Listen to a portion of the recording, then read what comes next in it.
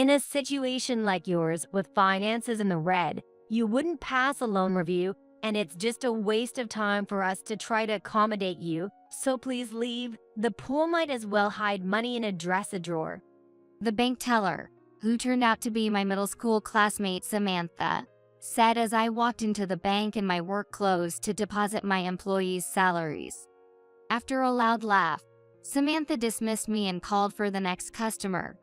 Burning with anger but unable to leave without depositing the employees' salaries, I took out my smartphone on the spot and made a call. The conversation was brief, and I waited for the person on the other end of the line. After finishing with a customer, Samantha came back to bother me. Excuse me, ma'am, in the work clothes. Please leave quickly as you're disturbing others. We'd prefer if you refrain from entering our bank dressed like that in the future. Trying to embarrass me with a loud, sarcastic tone and smirking, Samantha was enjoying herself. I leaned in close, ready to burst her bubble. Should I tell you about your resignation letter, huh? Samantha's face twisted for a moment, but she quickly resumed her unpleasant smile. I don't know what you're aiming at saying that, but I could quit anytime. I'm about to become the wife of the assistant branch manager of this bank. She flaunted the sparkling ring on her left ring finger, oblivious to who was standing behind me. My name is Nancy Smith, soon to turn 30 and still single. These days, getting married later in life is common, so it's not really a problem at my age. At family gatherings, I'm more often asked about my work than marriage, which I appreciate. Our family runs a hot spring resort. Originally, my dad, who worked in a downtown hotel, took over the resort through a friend's connection, and it was handed down from him to my brother 5 years ago. There was a time when Dad was on the verge of fleeing in the middle of the night, but thanks to a decisive loan from the bank, he was able to turn the business around. After going to college in the city and working in a company for several years post-graduation, I returned to help with the family business when my brother asked about a year ago. Besides hands-on work at the resort, I also assist with its management. Our hometown is a small rural town divided into 3 districts, with my family's home near the central area, close to the train station and town hall. There's no hierarchy between the districts, though people from outside the central area sometimes envy us. Away from the station, you can barely find a corner store. It's that sparse, so I guess the young folks want to live in the central area. In middle school, the first person who spoke to me during the entrance ceremony was Samantha. Hey, did you go to Central Elementary? Central Elementary is the name of an elementary school located in the downtown area. Yes. And you? Hey, do you know a guy named Robert? Instead of answering my question, Samantha kept advancing her own agenda. I did know Robert. We were in the same sports club in elementary school. When I told her that, Samantha's excitement skyrocketed. Really? So, does he have a girlfriend? What's his type? Why don't you ask him? I pushed her away coldly. I knew getting involved in this type of conversation would be troublesome, especially since Samantha was making it all about herself from the start, giving me a terrible first impression. I can't ask him, that's why I'm asking for your help. Don't get cocky just because you're from Central. Samantha's attitude suddenly turned hostile. Experiencing her abrasive nature firsthand, my instinct was to distance myself from this girl quickly. The Robert guy she was making a fuss about was Robert Williams, indeed popular among the girls at school and even had fans from other schools. But would they still like him if they knew what he was really like? Robert and I were quite close, almost like best friends. His mom worked at our resort, and when she had late shifts, he would wait in our staff room. Since I often helped out at the resort from a young age, I'd do homework with Robert when he was in the staff room or bring him meals. Hey, Nancy. I fell asleep during language arts today. Can you show me your notes?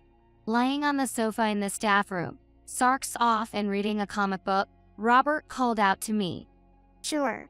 The girls in your fan club would cry if they saw you like this. Or if you ask the girls in the class about it, I think about 10 of them would come rushing in. That's too much hassle, which is why I'm asking you. Robert never acted this rudely at school or elsewhere. His demeanor was like a charming young man straight out of an anime, not a member of the sports club. Samantha, who didn't participate in the sports club, fell for Robert during a town marathon where he won the elementary division. I heard from girls at Samantha's elementary school about all this. A month into middle school life, our class began to come together, and friendships became clearly defined. Samantha kept fussing about being from the center of town, but no one else was making a fuss over such things. Robert, can I borrow an eraser? Go ahead. Robert responded with his usual sales smile, which encouraged Samantha to push forward more aggressively. Robert made a troubled face and signaled me for help, but I mouthed back to him, "You reap what you sow." Samantha, sharp as ever, noticed this exchange and came at me with an angry face. Don't think you can flirt with Robert just because you're poor. You might live in the center of town, but your family's hotel is a dump. You should just shut it down and move to some vacant lot in the mountains. At that time, our hotel was indeed struggling financially. Due to the impact of the bursting of the dot-com bubble in the United States, the American economy entered a contraction phase.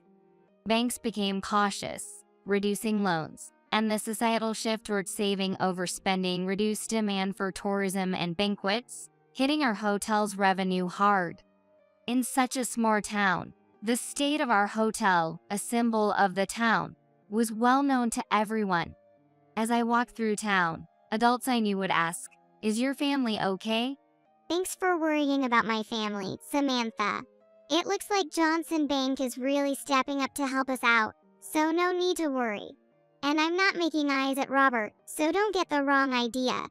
Samantha huffed and puffed back to Robert, sticking to him until the bell rang. When I returned home and went out to help at the hotel, I saw Robert in the staff room. Robert, you're going to have a hard time if you keep up this nice guy act. Just be yourself, and the annoying girls will leave you alone. I'm not pretending to be anyone. This is just how I act if I want to live peacefully. Maybe you should try it sometime. You always get entangled with that Samantha girl. Yes, since the day of the entrance ceremony, Samantha has been picking on me. It's clear she's jealous of my friendship with Robert, but she also seems to dislike that my family runs a prominent hotel in the center of town. So, she uses our financial troubles to throw her sarcastic jabs. However, all this tension disappeared after we were assigned to different classes in our second year of middle school. I moved away for high school and then went on to a university in New York, losing all contact with Samantha. Robert and I only saw each other occasionally at the hotel when I visited home. He started working part-time at the hotel when we went to high school, so we had the chance to chat when I came back. I had completely forgotten about Samantha, and after graduating from university, I got a job in New York, just shuttling between work and my apartment. That's when I got a call from my brother. "Nancy, are you interested in coming back home? The hotel is short on staff." "Well, you know I've been trying to expand our business a lot. I need support from the management, and we can't find the right people out here in the rural area." Tired from daily life and without any particular goals, my brother's SOS was very appealing, so I quickly agreed to return home. While I found working at the hotel fulfilling, I focused most on the backstage tasks. Since our hot springs were a big selling point, I also worked with vendors to check the source, filters, tanks, and flow rates. Not just the hot springs, but my brother had also started a heated pool, seasonal baths, and medicinal baths, so I had to manage the boilers as well. While my brother, the president, was the public face of our business, I helped out front when needed but mostly stayed behind the scenes, working in my work clothes to ensure the facility and environment were pristine, as that was our hotel's main attraction. One day, our accountant fell ill with the flu and had to take a few days off. With the rest of the accounting staff also swamped, I ended up going to make the payroll deposits. I went straight to Johnson Bank in my work clothes, not expecting it to cause such a big problem. At the bank, I saw a vaguely familiar face at the counter. A beautiful face with tightly curled hair hanging down and heavy, theatrical makeup. She lethargically pressed the number calling button and called customers with a listless air. It was Samantha. When she spotted a young male customer, she skipped the button and took him ahead of others. Her tone changed dramatically, and she started talking in a high-pitched, flirty manner. The waiting customers, puzzled, kept checking their number tickets, but nobody spoke up. "Excuse me, I think it's the turn of the number 3. I found myself saying. Samantha glanced my way, startled, but then pretended not to hear and continued assisting the man. After he was done quickly because he only had a payment to make, Samantha finally seemed about to press the button for the next number, but instead, she turned to me. At your age, to go out in such tattered work clothes. No money, no style, huh? Poor Nancy, always so pitiful. I just silently ignored her, not engaging with her insults. I was more upset by Samantha's disregard for the waiting customers than by the way she looked down on me. In a situation like yours, with finances in the red, you wouldn't pass a loan review, and it's just a waste of time for us to try to accommodate you, so please leave. The pool might as well hide money in a dresser drawer. After laughing loudly, Samantha dismissed me and called the next customer. Burning with anger but unable to leave without depositing the employees' salaries, I took out my smartphone on the spot and made a call. The conversation was brief, and I waited for the person on the phone to arrive. When she finished with another customer, Samantha started bothering me again. Excuse me, ma'am, in the work clothes. Please leave quickly as you're disturbing others. We'd prefer if you refrain from entering our bank dressed like that in the future. Samantha, trying to embarrass me with a loud voice while smirking, was clearly enjoying herself. I moved closer to her, ready to burst her bubble. Should I teach you how to write a resignation letter, huh? Samantha's face twisted momentarily, but she quickly resumed her unpleasant smile. I don't know why you would say that, but I could quit my job anytime. I'm going to be the wife of the assistant branch manager of this bank soon. Samantha flaunted the shining ring on her left ring finger, continuing her tactless remarks. You probably still haven't had any good news, have you, Nancy? Wearing those ragged, dirty work clothes, you'll be single forever. It'd be embarrassing to have a girlfriend or wife like that. I, on the other hand, have polished myself as a woman and am blessed with a wonderful marriage proposal soon. I won't even need to work soon. Samantha continued to taunt, unaware of who was behind me.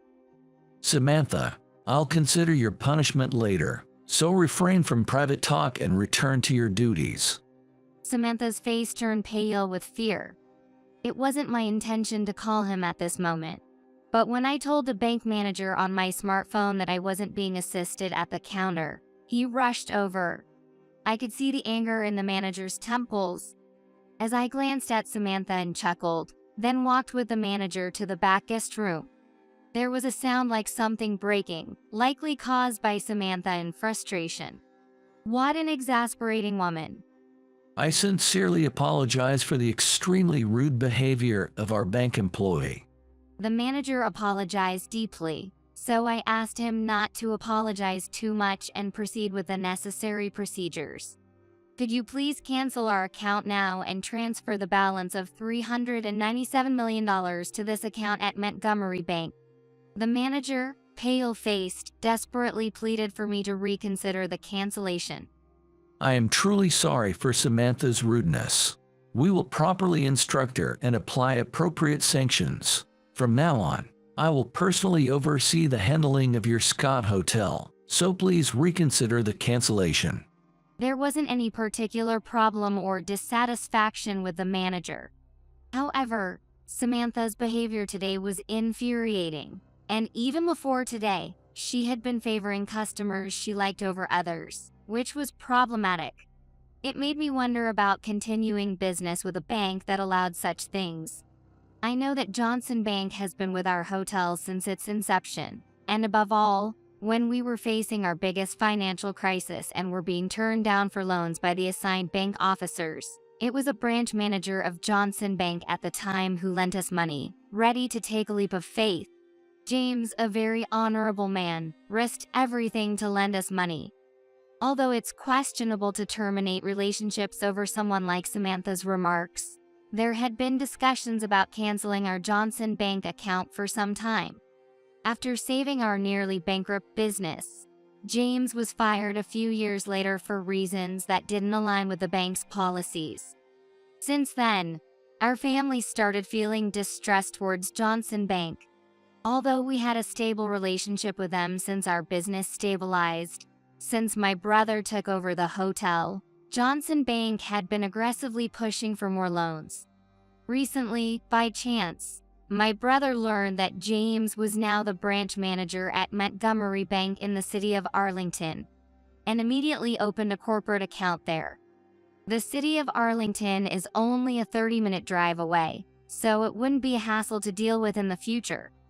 We were just considering when to switch accounts. Today, I was supposed to discuss the timing of the cancellation with the Johnson Bank branch manager, but Samantha's actions prompted me to push the issue. I had brought all the necessary documents for this. But if you insist on canceling today, how do you intend to handle the payroll deposit? Well, given the circumstances, I will hand out this month's salaries. It's only for a few employees who just joined this month and didn't have time to set up their accounts for salary. Typically, employee salaries are transferred automatically from the company account on payday. However, for newly hired employees, the first month's salary needs to be deposited at the counter since their account setup doesn't complete in time. Therefore, since most of the employees' salaries have already been transferred today and the withdrawals are completed, there is no issue with canceling the account now.